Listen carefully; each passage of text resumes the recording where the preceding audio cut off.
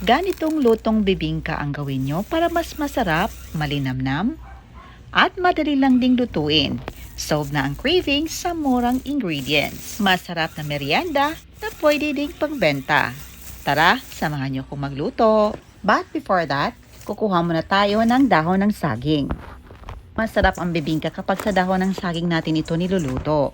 Ayan, hinuhugasan muna natin at pupunasan. Pagkatapos ating idarang sa apoy para maging pliable ito. Sa reseping ito, gagamit tayo dito ng 500 grams of pancake mix. Maya na brand po ang ating ginamit. Kind of brand pwedeng gamitin. Nag-add tayo dito ng 1 1/4 cup of glutinous rice flour. 1 tablespoon baking powder, 1/2 teaspoon fine salt, at 1/3 cup of white sugar. Adjust nyo lang ang sweetness mga mamis kung gusto nyo mas maging matamis pa. Sa reseping ito, gagamit tayo dito ng 1 piece of coconut. I-extract na natin ang gata nito. Nag-add tayo ng tubig para maka-extract tayo ng 2 1/4 cups of coconut milk. Set aside na natin ang gata. At ito na po ang ating dry ingredients. Crack natin sa separate bowl ang 2 extra large eggs. Purpose nito is para makasiguro tayo na hindi spoiled ang itlog na i-add natin sa ating dry ingredients para hindi naman masayang ang ating mixture. Nag-add din tayo ng 2 1/4 cups of coconut milk at 1 teaspoon of vanilla.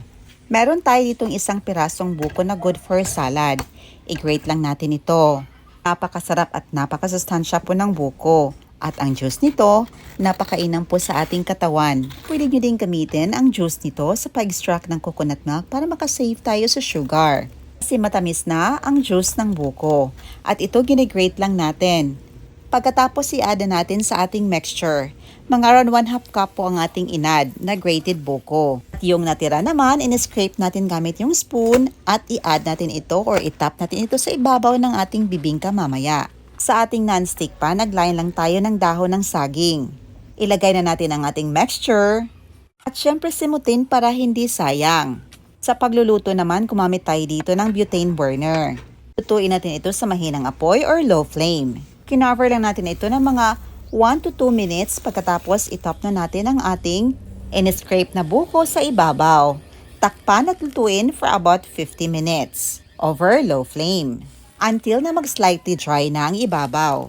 At ito na, after 49 minutes, i-flip na natin ang kabilang bahagi nito para maluto naman ang other side nito. Piniflip natin gamit ang dahon ng saging at ang ating malaking plato. At dito pinatay muna natin ang ating butane burner para hindi tayo mapaso. Takpan lang natin ng mga ilang minuto until na mag-brown yung ilalim nito, approximately 5 to 10 minutes. Pagkatapos pwede na natin hanguin. I-flip ang ibabaw nito at pahiran ng melted butter. Sa inyo din yun mga mamis kung gusto nyong may tostang bibingka nyo. Pero para sa akin, gusto kong matosta dahil mas masarap ito. Nagpahilan tayo dito ng melted butter at nag-top tayo ng grated cheese. Mas madaming cheese, mas masarap.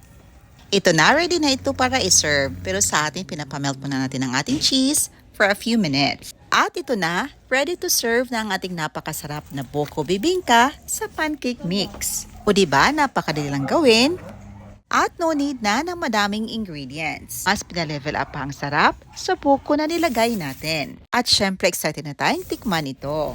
Napaka-soft, napakalinamnam, at syempre napakasarap. Bibingkang bibingka talaga ang lasa. At malalasahan nyo talaga yung buko na nilagay natin. Yung sarap na hindi tinipid ang lasa. Kaya ano pang iniintay nyo mga mamis kung nag-crave kayo ng bibingka? Ayahin nyo lang ito para makapagluto tayo ng masarap na merienda para sa ating pamilya. Ayan lang po, salamat sa iyong panunood at sa walang sawa niyong suporta. From Luzon, Visayas, and Mindanao, thank you so much. God bless you all and stay safe everyone. Bye and enjoy!